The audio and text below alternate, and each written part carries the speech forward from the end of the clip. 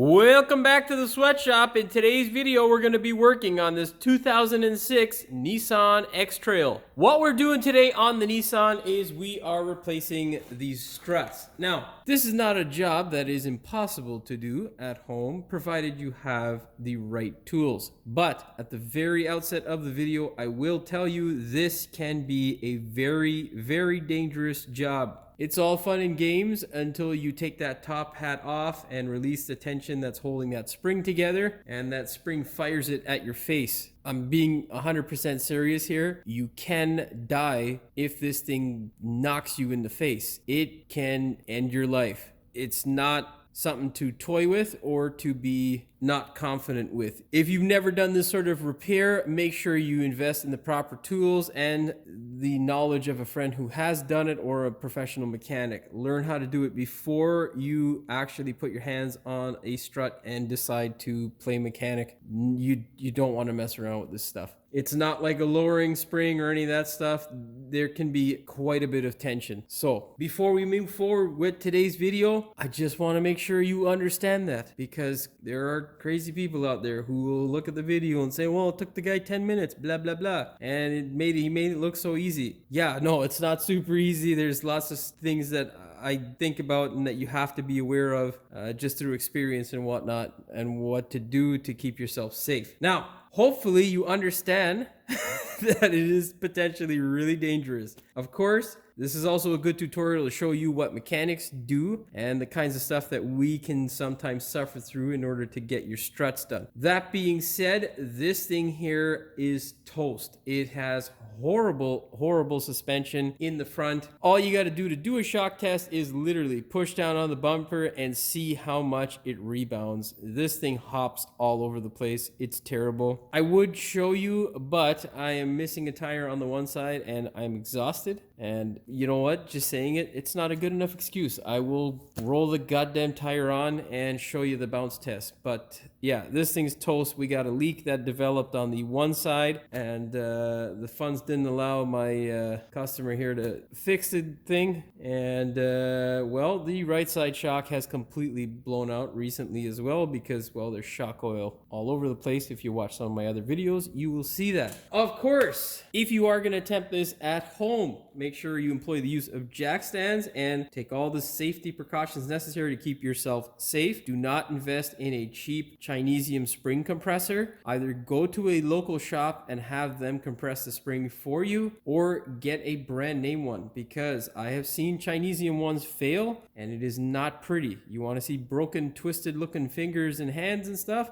Just search up the effects of spring compressing gone wrong, I guess. Not fun. It's the same sort of thing with tires. You know, just certain jobs you do in the automotive world. They are inherently dangerous and people don't realize that. They become complacent, as we all do. And yeah, then you learn the hard way, which sucks. Now, before we get started with today's video, do me a big favor, hit that subscribe button to support my work, and of course the notification bell so you never miss any of my new work. And yeah, let's fire a tire on, do a shake test, and then we'll get this thing up in the air after we open up the hood and I show you what's going on underneath there. Basically, what you want to do whenever testing is you want to push down on the truck. I mean, you can see there, I've barely pushed the thing and it is hopping all over the place. So that's not really the best example of how to do it, but it's a bit high up for me and I'm not going to hurt my wrist anymore. Anyhow, you get the idea. What you want to look for is how stiff it is. It should return to its place with the amount of pressure that I put on it, just like that. Shouldn't go up and down as much as it did. On top of that, it also feels really soft, like you're basically riding on the spring, as opposed to having the shock and spring work in tandem to even out your ride. This thing's just dependent on spring. Unfortunately, there were no quick strut options, so we're going to be swapping over all of our old components onto our new strut. And of course, I'm going to recommend that you get an alignment after doing this type of work. It is very important that you do so, because, well, you don't want to ruin your tires. Okay, let's go ahead, pop open that hood, and I'll show you what we need to unbolt. That there, past our airbox, is our wonderful strut. It is the top hat or strut mount, as is popularly called. There are 3 14mm bolts on either side that you will have to unbolt. That there, of course, is the other side. We're gonna have to use a flex socket for the rear bolts toward the back because you can't get it straight down. You can if you remove the cowl panel. This is for my brother-in-law, so I'm not taking apart any more shit than I need to because, hey man, time is money and time is something I don't have right now. So, and really, you don't need to. You put a flex socket in there and then you should be able to twist it off the rest of the way by hand. No time like the present. Of course, you always want to crack these guys open by hand. Do not just throw a power tool on it. You don't want to find out the hard way that it's going to break on you, especially when using a flex. If you're dead on, not the end of the world. Now this guy here is going to be tricky. It's going to be tricky.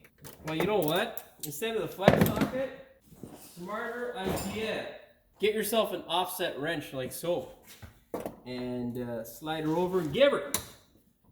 Be nice if they made these in a ratcheting style too, you know. But hey, you can't have everything. Now once you've broken them loose, you can go ahead and get yourself a 14mm 1/4" socket, which is a much shorter socket, and just wind out that back one until you get past the thread portion. Then you should be able to take it out by hand.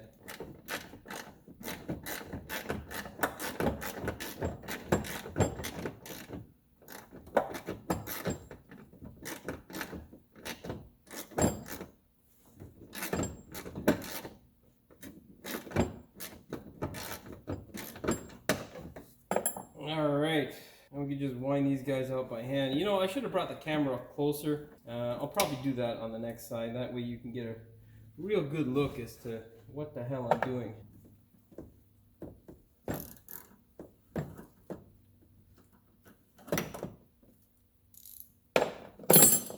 Alright, man.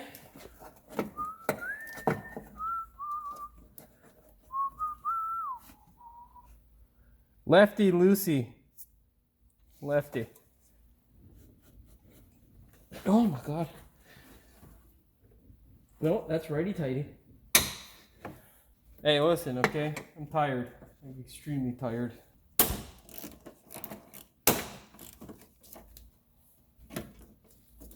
It's too much flex. Now there are these little horseshoe type brackets that are up top. You don't need to touch them. Just leave them where they are. Now, before you send the vehicle up, you're going to do yourself a favor. You're going to get a marker of your favorite color and you're going to mark the strut and strut tower. That way, you know you're putting the stuff back the way it was. What tends to happen when you reuse stuff, if you move it around, it likes to make noise and drive you and the customer crazy. So yeah, don't make that mistake.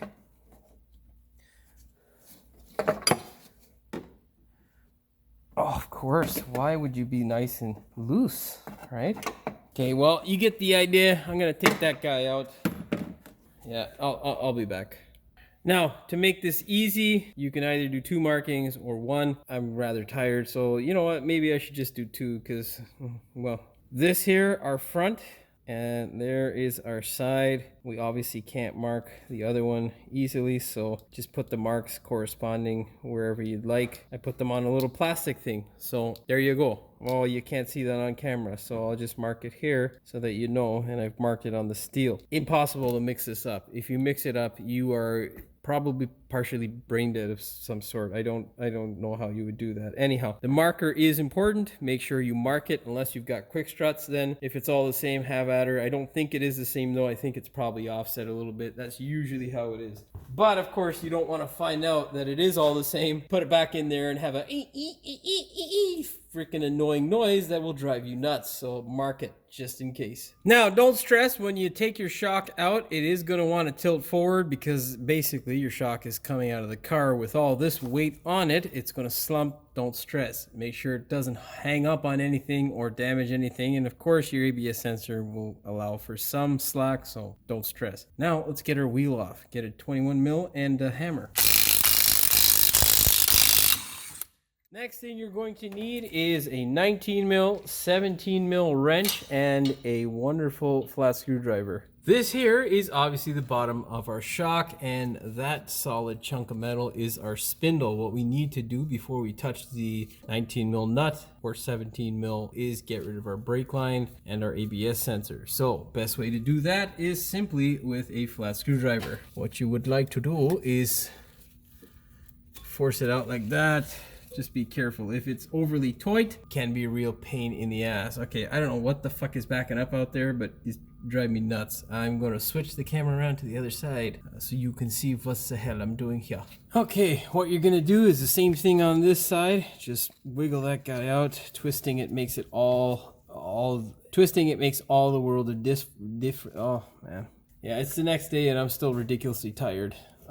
Anyhow, twisting it makes all the difference. It really makes it considerably easier. What you need to do now is just sneak your, oh, you can't even see that son of a bitch. Anyhow, you need to slip this guy in right here to try and get it to come out.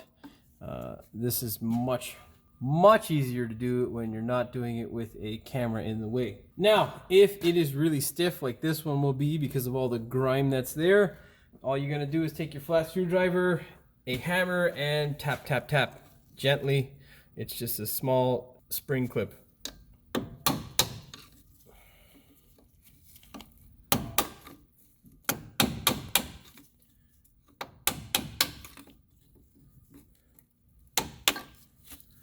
Once the tension is released, just sneak it out. And you can grab the brake line from the back and see if that wants to come loose. It does not. So take your small screwdriver here, or your flat screwdriver, and just tap it very gently. Once you get it to move, just shake it and release it. Make sure there is no possible way that any of these guys are going to get hooked up on those when you pull that shock out. I have seen people ruin sensors like that because handling the weight of the shock as well as trying to move things around and separate it can be a real pain in the arse. These are original, I think. Yeah, that seems like an OE part. Anyhow, you can see all this residue here is not from an undercoating. That there is from our wonderful shock taking a dump onto itself, and then all the dust and road grime just adhering to the shock. What you're gonna do is grab yourself a 19 mil socket and a 17 mil wrench so you can hold this contraption while it spins. Don't waste time with a small ugga dugga. Get a big one because these guys are usually, they're pretty tight.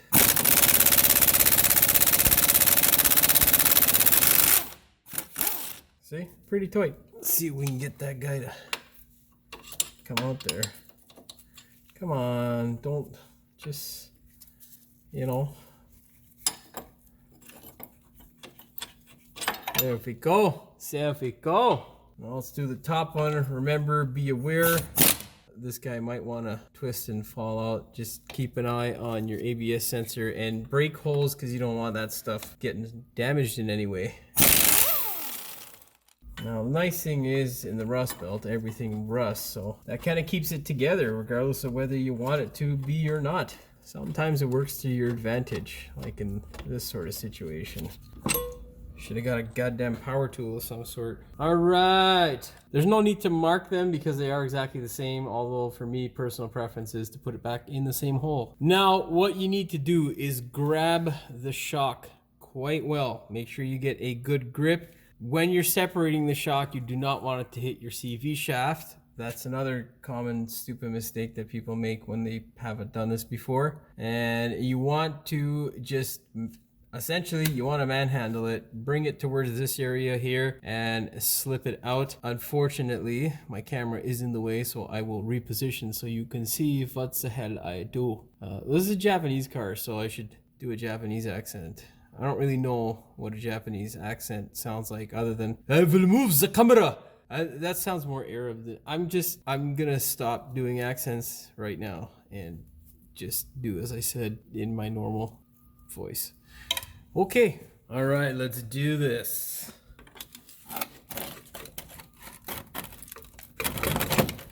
Make sure your wonderful what do you call it, doesn't get snagged, your CV boot.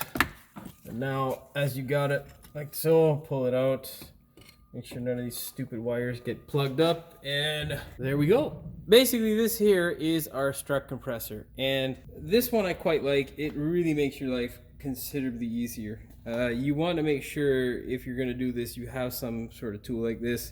Even with this, it can be dangerous if you're not paying attention. So at the very least, make sure you're paying attention. Slide this guy into place like so. Make sure you got a good, nice grip. Give it a little bit. Poke them in as far as they'll go without really hindering anything. And just kind of level them out. Now, all you need to do is take the pressure off. Nice thing with the Nissan is, well, most Nissans, probably not every single one of them, but this thing here is slotted, so your top hat basically, it holds your strut shaft, so when you gun it, this guy here can come out quite easily, and even when you torque it, you can torque it without having to do any sort of special thing. Remember that there is a left and right shock, so don't mix them up. Also, it's a good time to inspect everything. You can see here we have a bellow that is complete crap. This is why I'm doing this today, because, well, I forgot to order that, and I'm not going to put shocks on without getting a brand new bellow, because that's what keeps all the dirt out of this seal. And if dirt gets into that seal, you end up with this. It'll happen really quickly if you don't have it, so.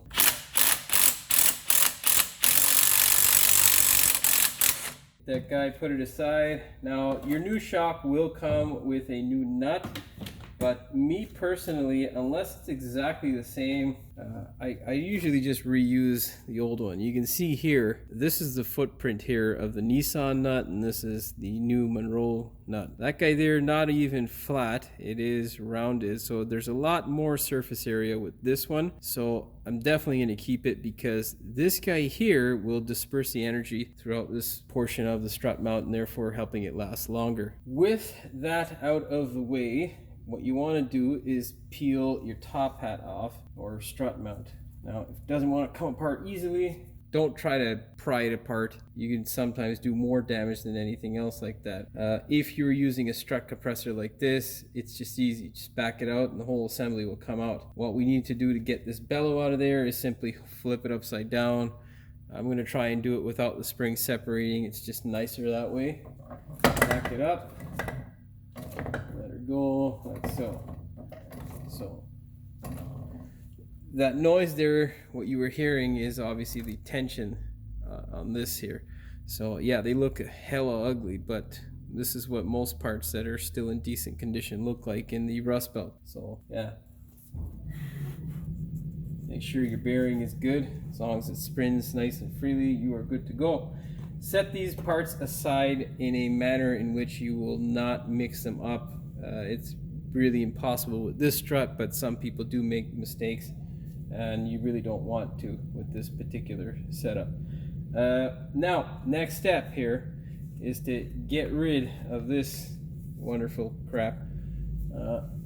Best way to do that is to flip this thing upside down.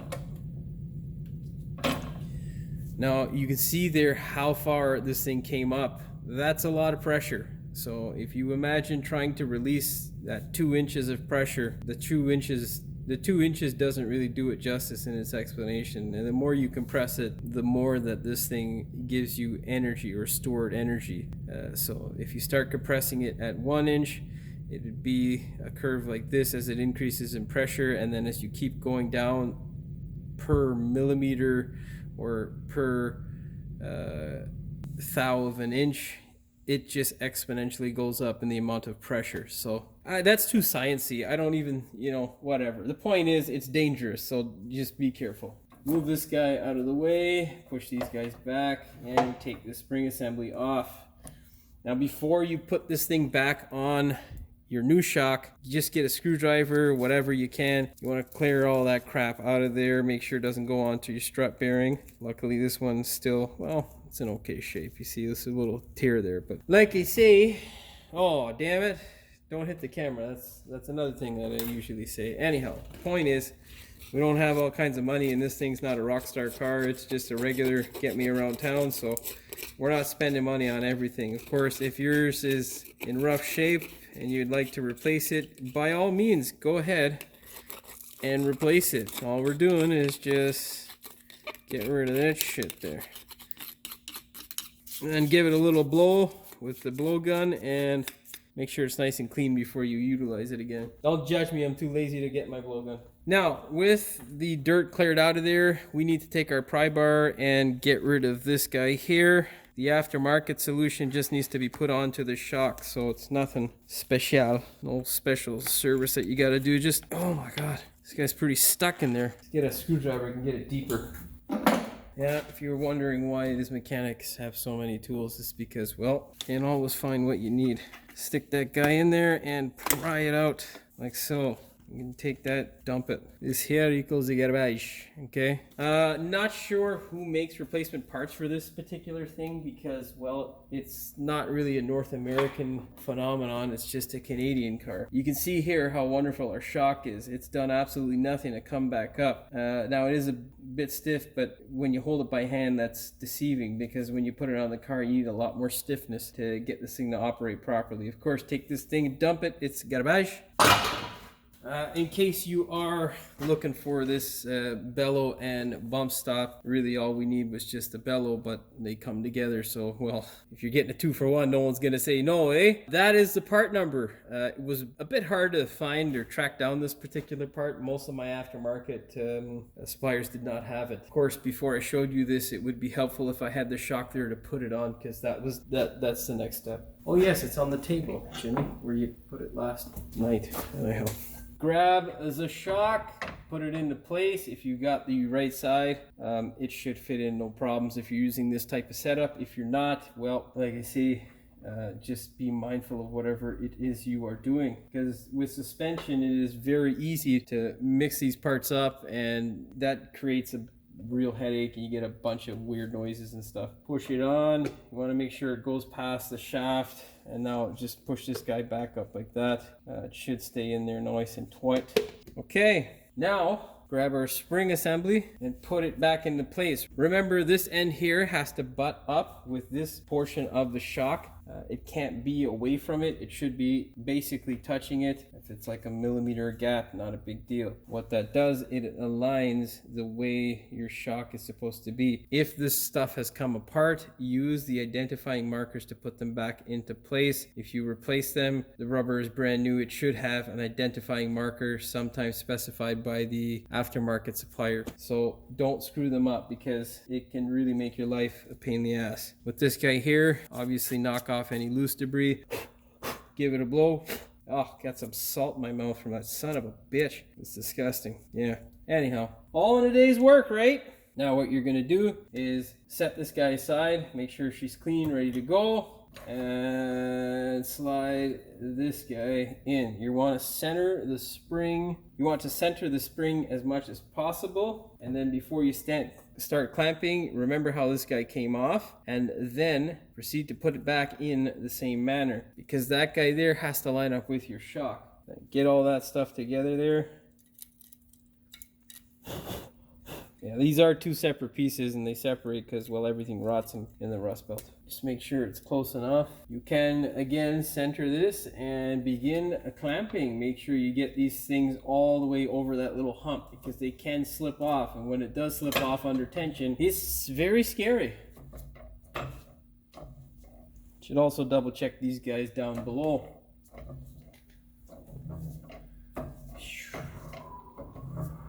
We're going to be too far off. I got to center it more. This time I'll try using my eyes.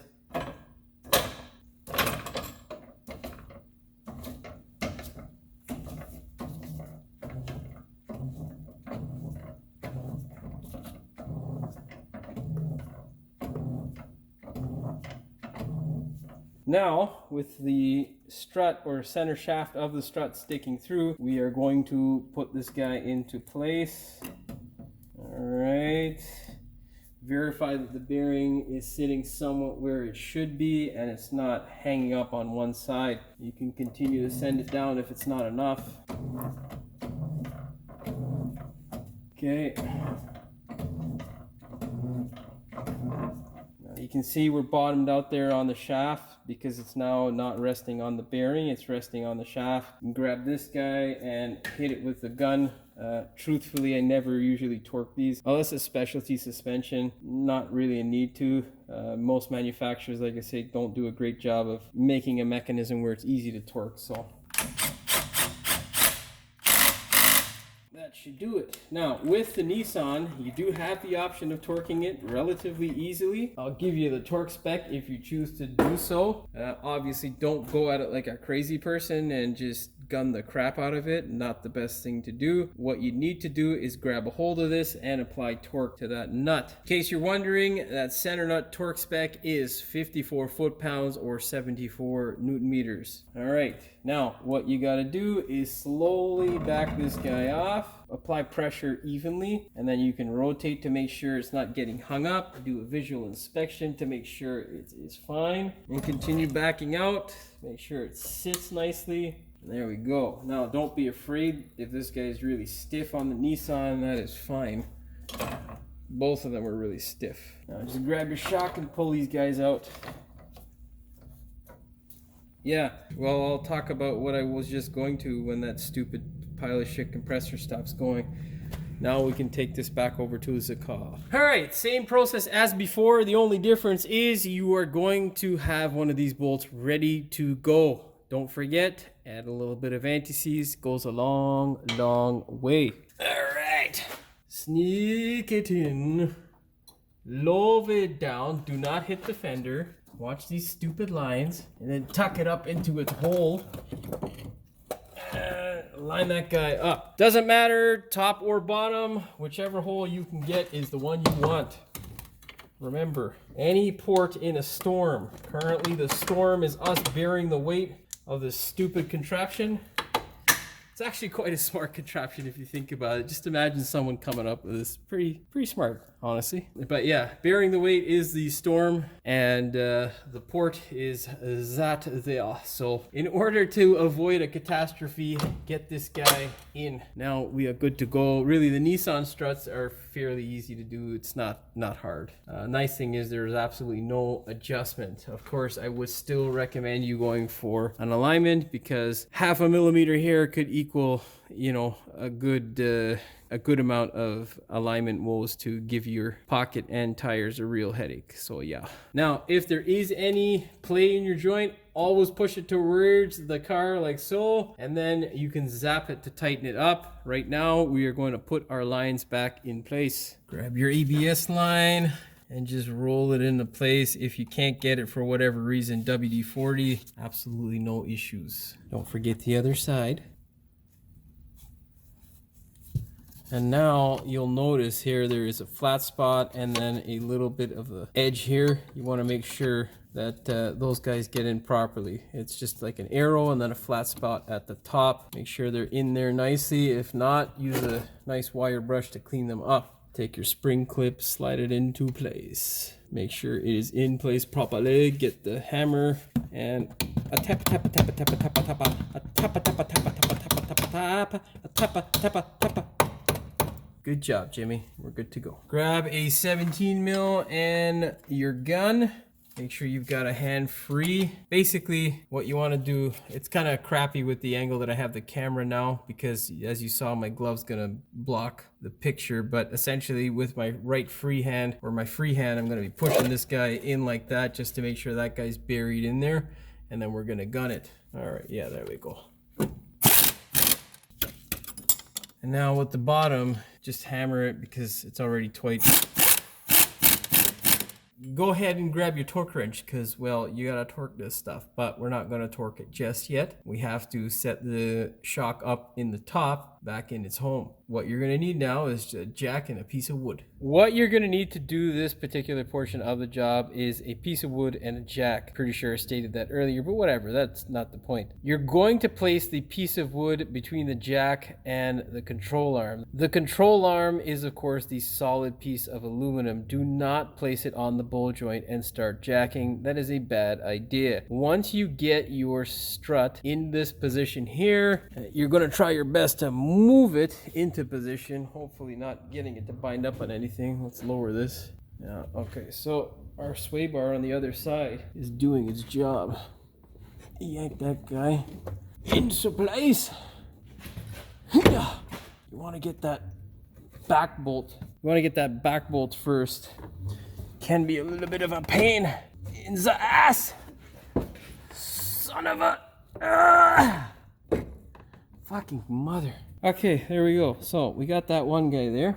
Now what we need to do is apply some pressure with our jack to send it up. Hopefully the other two holes are lined up magically somehow, which that usually is not the case. Well, it is today. I guess that's what they call TV magic. With all those guys into place, grab your nuts and throw them on. We're going to do the back one first, just because it's easier to spin it up with the 1/4 inch 14 mil right now as opposed to doing it after. But always catch all 4 bolts. Sometimes they like to get kind of hung up in the hole as you're pulling it up, and you want to be able to spin down the other bolt to support, if that makes sense. Get yourself a low torque Ugga gun, slide that guy in to the place, and just, you know, get her to start spinning. Alright, spin that guy up by hand first. Alright. Come on, I'm not in the mood today. I'm just trying to get this shit done. The other side was actually much easier to do. This side is being a real pain in the dick. I'm about to take a hammer to this thing.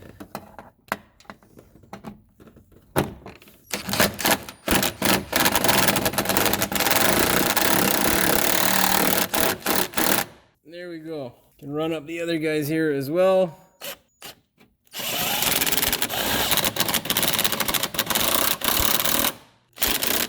You're gonna get your torque wrench set at to 35 foot-pounds or 47 Newton meters. I only torque these front guys here because the back one is impossible to do, but I'll show you what I do with that. Now, what you're gonna do is get your wonderful offset wrench. You're gonna set it like this or however it's comfortable. Make sure you can replicate that position on any of the torqued bolts and then replicate it by feel. This isn't rocket science. Unless your hands are dead and your arm is just, you know, useless, don't attempt this. You see how much pressure I put there, so I can now guesstimate. Of course, you can do this with an offset crow's foot and all that stuff, and, you know, yeah, I'm not interested in that right now. It's one bolt that isn't crucial, and I'm tightening it, not leaving it loose, so there we go. That is torqued enough for me. Now, if for whatever reason you couldn't torque your strut bolts on your choice of spring compressor, now is also a good time to torque those bolts. Like I say, the Nissan has a relatively good design in terms of its strut, or this particular one. So if you torque this guy, nothing's gonna get hurt or twist. Remember, that torque spec there was 54 foot-pounds or 74 Newton meters. Well, no time like the present to torque it. And there we go, donezo. Now you can go ahead and torque those bolts. Set your torque wrench to 106 foot-pounds or 144 Newton meters. You can go ahead and grab a wrench just in case the bolt decides to spin. Always torque the nut. Yeah, that one's spinning, son of a bitch. Jam that guy there.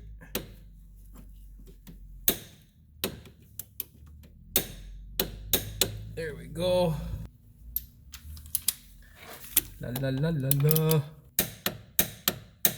Good to go. We are almost done. Well, I'm pretty much done. All you gotta do now is put your tires back on the car. I am going to be doing brakes and a bunch of other small things, which I may or may not record depending upon my attitude.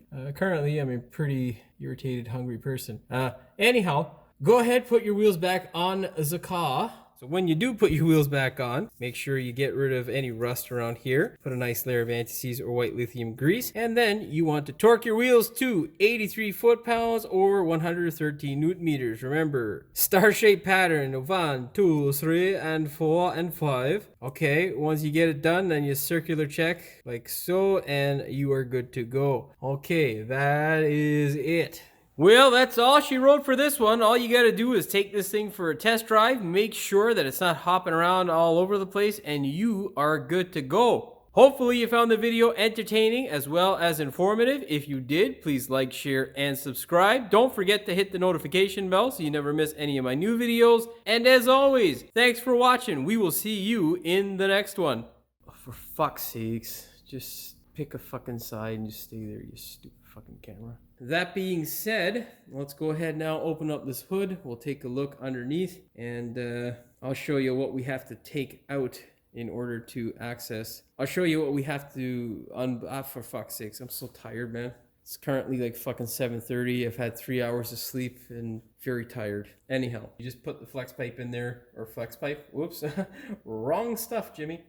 Place that on your hoist. There is no need to mark or whatever, although I like to put them back in the same hole. You just want to make sure, I don't know what the hell I just said there. Zaffy, go! Set it down, or no, don't set it down. Flat screwdriver, where'd I put it? Pry bar is close enough. Remember, this end here will butt up with this end here is going to bud, oh goddamn. That should be it there, right? Oh wait a minute, I fucked this up, didn't I? Okay, yeah, so I did. I went the wrong way. Making sure you put a oider in oider. Hammer. Oh, did I stop the fucking recording? Of course not. Just wasting GB like a mother yucker. Of course the fucking compressor's running. Whatever. We'll just wait the fuck out. I have some massive headache. La la la la la. Now, what you need to do this, of course, I don't know what the fuck that is out there, but it's driving me nuts. Alright, get a lure. Where the fuck are you, man? If for whatever reason you could not torque your strut bolts on the car, sorry, can't get that fucking guy on all the way. Hey, give back my socket, you rusted pile of shit. Star-shaped pattern, like so. That's not right. I just fucked it up right on camera. What an idiot. Okay, 83 foot-pounds or 100, and oh fuck, I forgot. Son of a bitch.